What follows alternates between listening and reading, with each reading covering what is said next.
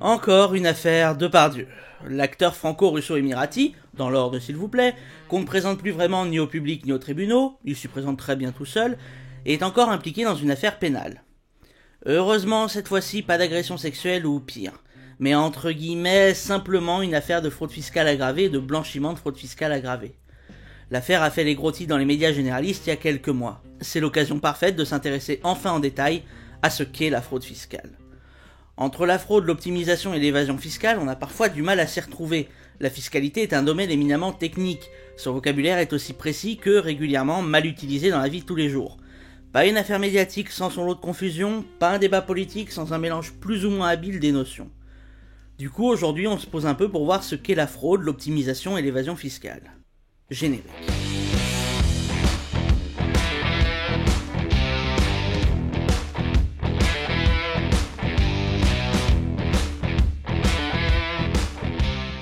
Il y a quelques mois sortait donc dans les médias, en particulier Mediapart, une nouvelle affaire Depardieu. L'article se faisait écho d'une procédure en cours à l'encontre de l'acteur habitué des tribunaux. Je rappelle en passant qu'il n'a pas encore été condamné pour ça et reste donc innocent. Ça ne nous empêche pas de nous intéresser à son cas et surtout à ceux dont il est accusé, et pourquoi il subit perquisition et audition en France et en Belgique. Mais de quoi est-il accusé précisément ? Je le disais en introduction de cette vidéo, on lui reproche des faits de fraude fiscale aggravée et de blanchiment de fraude fiscale aggravée. Mais ça veut dire quoi, frauder l'impôt ? L'article 1741 du Code général des impôts qualifie de fraudeur quiconque s'est frauduleusement soustrait ou a tenté de se soustraire frauduleusement à l'établissement ou au paiement total ou partiel de l'impôt. La fraude peut ainsi prendre plein de formes différentes. Omettre de déclarer des sommes, organiser son incapacité à payer son impôt pour faire obstacle au recouvrement, ne pas payer tout ou partie de l'impôt ou bien ne pas déclarer dans les délais prévus. Mais de manière plus générale, l'administration pourra retenir tous les faits qui participent au contournement frauduleux de l'établissement de l'impôt ou du paiement de l'impôt. L'article est ainsi assez large, mais on peut retenir la définition initiale. Se soustraire ou tenter de se soustraire frauduleusement, donc en violation de la loi, à l'établissement ou au paiement de l'impôt, total ou partiel. En gros, esquiver l'impôt, même seulement en partie. Et si en boxe, l'esquive évite de se manger un marron, en fiscalité, c'est plus compliqué que ça. Parce qu'en droit fiscal, la fraude, c'est 5 ans de prison et 500 000 € d'amende. Et parce que le fun n'a que peu de limites, la sanction financière peut être portée au double du produit tiré de l'infraction. Une formulation un peu complexe pour nous dire que si la fraude m'a rapporté 300 000 €, l'amende peut monter jusqu'à 600 000. Et à ces condamnations pénales peuvent s'ajouter des sanctions fiscales telles que des majorations. Le cumul des deux est encadré, mais ça reste possible. L'addition peut donc être très salée. Et c'est pas fini. Parce que dans certains cas, comme dans l'affaire Depardieu, les peines peuvent être portées à 7 ans de prison et 3 millions d'euros d'amende. On parle dans ces cas de fraude fiscale aggravée. Et c'est ce qui se passe quand les faits sont commis en bande organisée, ou bien réalisés ou facilités, par exemple via une domiciliation fictive à l'étranger. C'est cette dernière situation qui nous intéresse dans le cas Depardieu. Ce dernier serait en effet fiscalement domicilié en Belgique, à Néchin, qui est un peu le paradis fiscal du riche expatrié français cherchant la douceur fiscale belge. C'est Dubaï sans le côté ensoleillé. Sans rancune les Belges, mais on vient rarement chez vous pour peaufiner son bronzage. Ce qui est amusant, c'est que la commune frontalière compte 27% de Français, dont par exemple la famille Muliez, qui détient notamment Auchan.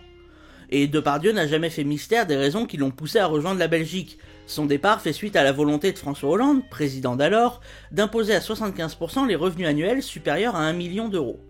Bref, l'intérêt est notamment d'échapper à certaines impositions sur la fortune et gratter sur les droits de succession. On avait déjà pu parler de domiciliation fiscale dans la vidéo sur les influenceurs, que je vous mets en fiche, encore une fois je sais jamais là ou là, bref. Mais on va en reparler un peu parce que c'est le cœur de l'affaire Depardieu. Dans notre histoire, Gérard serait domicilié en Belgique depuis 2013. Ça veut dire qu'au regard de l'impôt, il serait belge, même s'il n'en a pas la nationalité. On peut être résident fiscal d'un pays sans en avoir la nationalité et inversement. On parlera des USA un autre jour parce que c'est un peu particulier de ce point de vue-là. Pour en revenir à Depardieu, sa résidence fiscale belge le conduit, en toute logique, à ne pas déclarer tous ses revenus ou son patrimoine en France aux différents impôts, auxquels il pourrait être soumis. En fonction de si on est résident français ou pas d'un point de vue fiscal, les obligations changent. Pour l'impôt sur le revenu, par exemple, il faut déclarer tous ses revenus peu importe leur origine quand on est résident fiscal français. Si on ne l'est pas, il suffira de déclarer ses revenus d'origine française. Pour être résident fiscal français, il suffit de répondre à une de ces 3 conditions. Avoir son foyer, son lieu de vie et de famille en France, ou y avoir son activité professionnelle, ou bien le centre de ses intérêts économiques. Si l'une de ces 3 conditions est remplie, alors on sera résident fiscal français et il faudra donc faire les déclarations et paiements en fonction. Là, Gérard serait, selon ses propos, belge fiscalement, donc tranquille vis-à-vis de la France. D'ailleurs, pour être résident fiscal belge, il suffit d'y avoir son domicile ou bien le siège de sa fortune.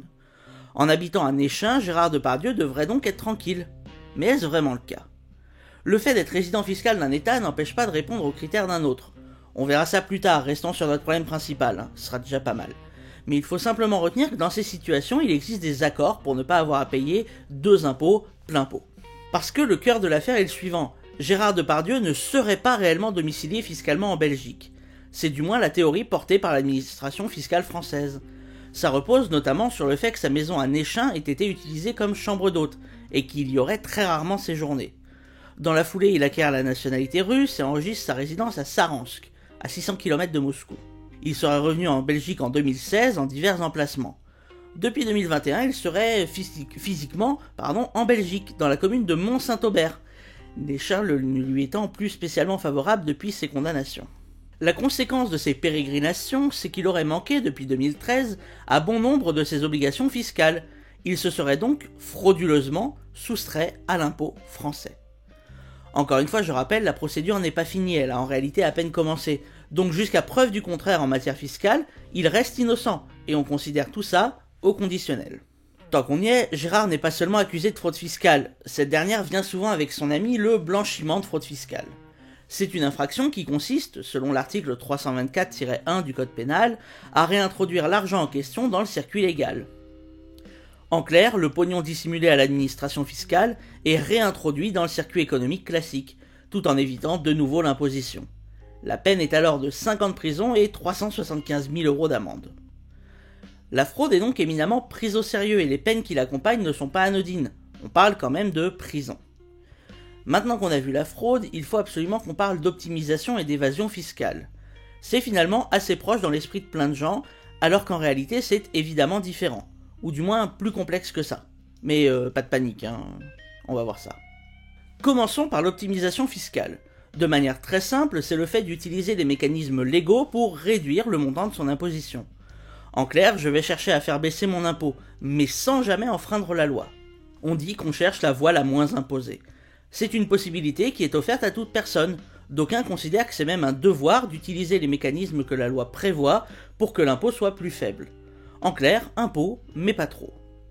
Des tonnes de mécanismes peuvent être mis en place tant par les particuliers que par les entreprises. Pour les particuliers, on pense notamment à l'article 80, 36e du Code général des impôts. Il prévoit que les étudiants de maximum 25 ans peuvent bénéficier d'une exonération de leurs revenus à hauteur de 3 SMIC mensuels.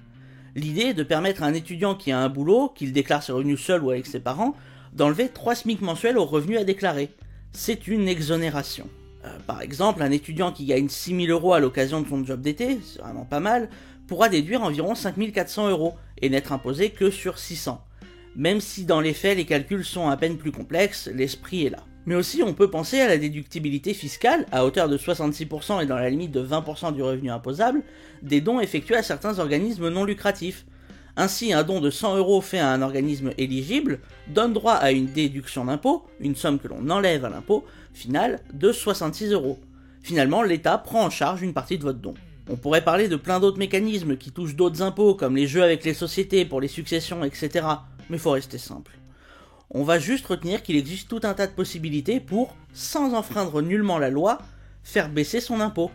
Évidemment, on peut choisir de ne pas en profiter, mais c'est une possibilité ouverte aux contribuables. Sachez également qu'il existe une optimisation fiscale des sociétés. Les mécanismes sont un peu plus complexes et dépassent largement le cadre de cette vidéo. Mais pourquoi ça gueule sur l'optimisation ? L'optimisation, notamment celle des grandes entreprises, fait l'objet de nombreuses critiques sur le plan moral. En effet, certains estiment que les procédés d'optimisation employés, et notamment leur efficacité et les montants concernés, sont immoraux et ne devraient pas exister. Parce qu'en fait, il existe le bon et le mauvais optimisateur. Le bon optimisateur, il voit son impôt, il cherche à le réduire. Le mauvais, il voit son impôt, il cherche à le réduire, mais on l'aime pas. C'est aussi simple que ça.